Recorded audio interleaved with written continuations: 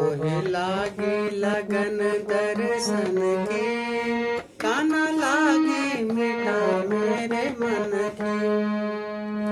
मोहे लागे लगन दर्शन के, काना लागे मीठा मेरे मन के। मोहे लागे लगन दर्शन के, काना लागे मीठा मेरे मन के। देवी सज्जनों, ये आत्मदेव की कथा चल रही है। आत्मदेव ने जब फल दिया तो शर्तें रखी कि सत्यम शौचम दयादानम एक भक्तम तो भोजनम वर्षा अवधि स्त्री कुरिया तेन पुत्रोत निर्मला तेन पुत्रोत निर्मला। तो सत्य के बारे में बता दिया कि सत्य का आचरण करना पड़ेगा आपकी पत्नी को, जो बहु जल्पिका है धुंधली को। तो शौच का और दया के बारे में बता दिया, और दान भी करना पड़ेगा, और शाम को एक बार भोजन करना पड़ेगा। तो शाम 1 वर्ष तक अगर तुम्हारी पत्नी सत्य शौच दया दान करती रहेगी और एक बार भोजन करेगी, तो तुम्हारे घर में एक निर्मल पुत्र की प्राप्ति होगी। तो दान कैसे देना है ये समझाते हैं।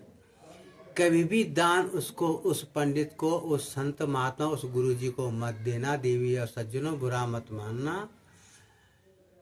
जिसके पास 2 एकड़ 5 एकड़, तो वृंदावन में 5 एकड़, आपका हरियाणा में 5 एकड़, दिल्ली में 5 एकड़, आपका हरिद्वार में है, या जिस पंडित के पास 3-4 फ्लोर पहले से ही हैं, उसको दान दोगे तो उसको कुदान कहते हैं।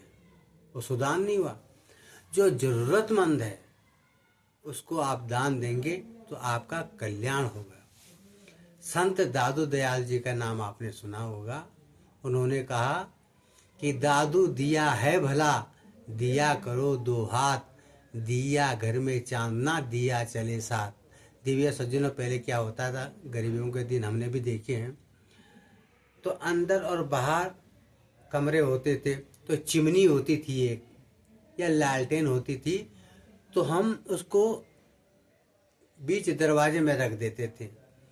तो उससे क्या होता था कि अंदर भी रोशनी होती थी और बाहर भी रोशनी होती थी।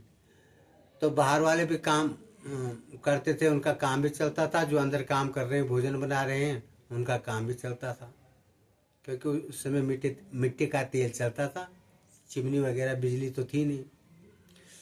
तो उसी प्रकार दादू दयाल ने कहा कि सुदान करना है तो ऐसा करो कि दादू दिया है भला, दिया करो 2 हाथ, दोनों हाथ से दान करना। और दिया घर में चांदना, दिया चले साथ।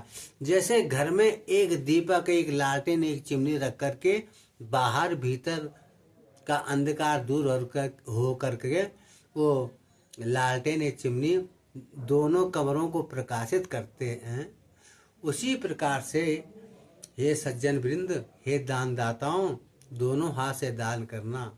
क्योंकि एक दान करने से, एक हाथ के दान करने से तुम्हारा इहलोक सुधरेगा, और दूसरे हाथ से दान देकर परलोक सुधरेगा।